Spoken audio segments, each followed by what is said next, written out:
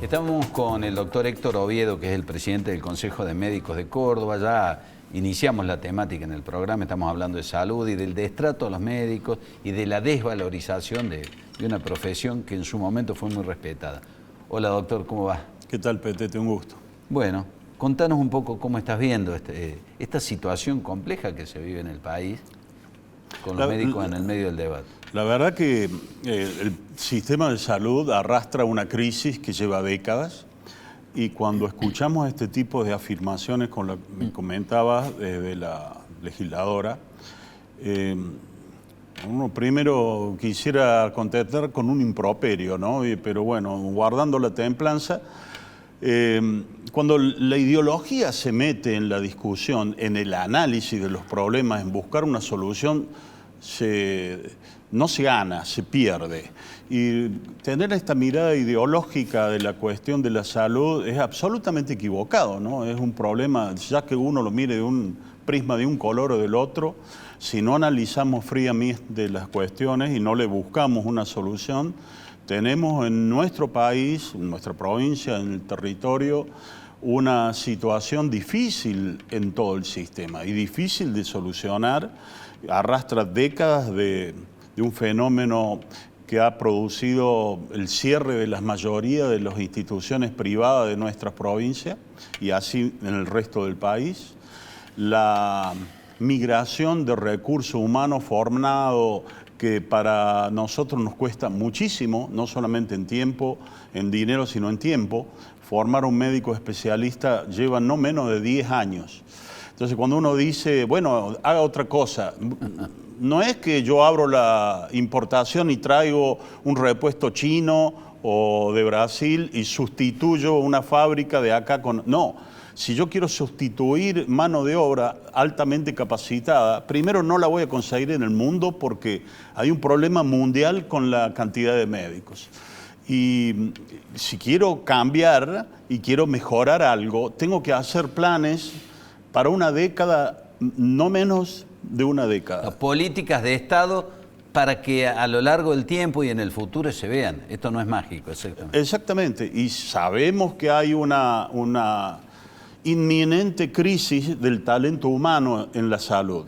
No solamente médicos, sino en otras profesiones, pero especialmente médicos. Hemos estado haciendo análisis del comportamiento de nuestra matrícula demográfico, territorial, etcétera, y estamos viendo que más de la mitad de los médicos y de los médicos especialistas sobre todo tienen más de 55 años. Ah, qué dato ese, más de la mitad tiene de 55 para arriba, es decir, Exacto. Les queda menos tiempo en la cancha, en el consultorio, que lo que se podría esperar. Y digamos, si los médicos no nos jubilamos a los 65, tiramos un poco más. Pero si uno dijera 65 años, me quedan 10 años de ese médico. Supongamos que va bien y tira 5 o 10 años más. Pero yo sé que dentro de 10 años voy a tener una brecha importante de ese personal. Y para corregir esa brecha que se va a producir en 10 años, tengo que empezar a actuar hoy. Porque si no, yo cuando quiera formar un especialista me va a llevar ese tiempo. O sea, tenemos que ir acompañando con políticas de gestión hoy. Qué grave el tema, qué grave.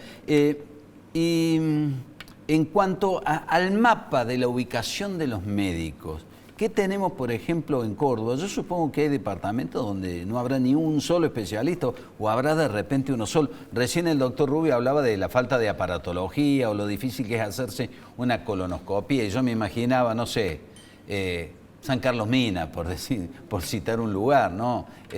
Lucio B. Mansilla, por citar otro lugar, no sé, Huinca, Renanco, y digo, ¿a dónde ve esa gente, no? Bueno, tenemos el mapa y el mapa de calor geográfico hecho de la provincia. Hay sectores en el norte, en el oeste y en el extremo sur, donde la cantidad de médicos en general es baja y de especialistas, en muchas de las especialidades, nula. No hay especialistas. Pero de todas maneras es mucho más fácil comprar un fibroscopio que tener un radiólogo entrenado para hacer esa fibroscopía o un gastroenterólogo. Entonces, es más fácil comprar una herramienta que generar o que preparar el recurso humano que después la tiene que usar.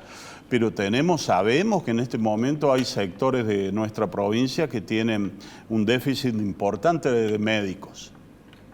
¿Y en qué especialidades está faltando más gente? Bueno, es variado, ¿no? Porque también depende en que hay especialidades que no son tan críticas, puede no hacer falta tener tantos de esos especialistas, pero seguimos necesitando muchos médicos generalistas porque son los que cubren el primer nivel de atención, el que es la entrada al sistema de salud, de pediatras, de neonatólogos, de terapistas. Necesitamos esa formación que además no solamente lleva 10 años, sino que probablemente lleva un poco más. Formar, por ejemplo, un neonatólogo, necesita formar el médico, después el pediatra y después el neonatólogo. Así que a lo mejor en vez de ser 10 años, son 12 o 13 años para formar ese especialista que es un subespecialista, digamos. Bueno, y hay buenas ofertas afuera. Cuando uno ve lo que está ganando un médico hoy en un hospital público de la provincia, a nivel nacional, en donde sea, y el médico tiene 2, 3 laburos, va disparando de un lado para el otro, y está obligado a atender en pocos minutos a un paciente porque tiene que atenderlos a todos. Bueno, eso también conlleva el riesgo de una mala praxis o de cometer un error, porque un médico es una persona y hace lo posible dentro de sus limitaciones. Digo, hay ofertas tentadoras afuera, hay gente que se va, no sé, ¿a dónde? ¿A Chile, a Europa? Sí, expulsamos permanentemente, es tan difícil de formar mano de obra, la expulsamos y hay mucha gente que se está yendo, firmo, te digo, certificados todos los días para España, Canadá, Italia, Francia. Hay una migración permanente de este recurso humano buscando mejores rumbos, ¿no? Nosotros en Córdoba particularmente no estamos tan mal como otras provincias, pero en general el país está atravesado por las mismas reglas del juego y lo que necesitamos es que la sociedad comprenda que el riesgo de quedarse con pocos médicos y con esto que vos decías, tener más errores, existe hoy. No hay que esperar a 10 años, claro. Está pasando hoy.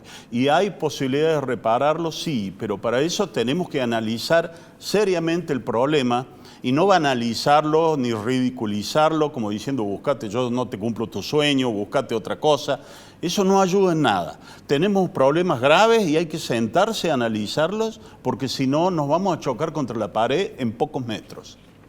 ¿Hay médicos que también trabajan unos días acá en Córdoba y se van a otra provincia, por ejemplo? Sí, hay médicos que trabajan en más de una provincia y la cantidad de médicos, otro relevamiento que tenemos, más del 90% de los médicos tienen más de un empleo. Por esto que vos decías, tienen que estar corriendo de un empleo a otro, a lo mejor en un empleo estatal, provincial, municipal, y en otros privados, y tienen que ir disparando de un lugar a otro y a veces de distinta ciudad a otra y a veces de distintas provincias para llegar a fin de mes y generar una bolsa que te permita vivir tranquilamente. Bueno, ¿qué pasa con la relación de dependencia y los médicos? Una cosa es en el ámbito público, en el ámbito privado hay relación de dependencia, el médico en general está contratado.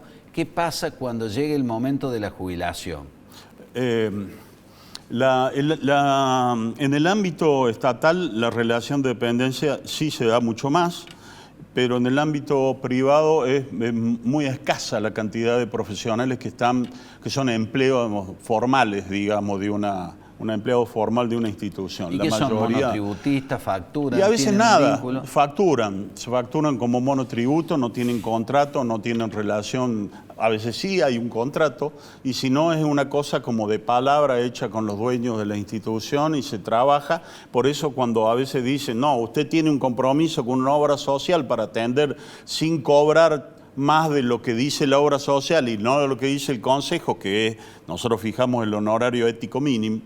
No hay muchas veces esa relación de dependencia entre el médico y el financiador, sino que hay una serie de subversiones del sistema que hace a este problema que yo te digo que arrastramos hace décadas, y hay obviamente una oferta tentadora del extranjero de los sueldos y la estabilidad, porque no es solo la plata. Digamos, a vos, si yo te pago bien, pero no te doy jubilación, no te doy obra social, no te podés enfermar porque no tenés posibilidad. Si te enfermas no cobras.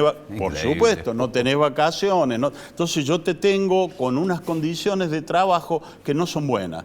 Al margen del dinero hace falta toda una estructura de contención del sistema de salud que mejore la oferta y mejore la permanencia de ese personal en nuestro territorio y que también nos ayude a poder estimularlos para que se instalen en el interior. O sea que por ahí estamos tocando temas que para los que no son médicos son absolutamente desconocidos. El médico se tiene que procurar con sus aportes su propia jubilación y también gestionar sus propias vacaciones o su momento de descanso, donde en ese momento si no facturan no le ingresa nada. Es tal cual así. Y además como vos estás cobrando en una cadena que lo que trabajó hoy lo cobras como rápido 45 días en las mejores condiciones. Termina siendo el financiador de una prepago. No, entonces nosotros cobramos 60, 90 días como algo normal. Puede ser más, puede ser un poco menos. Pero si vos cortas tus vacaciones porque te vas una semana, 2 semanas, bueno, eso no lo facturaste, desde luego es así.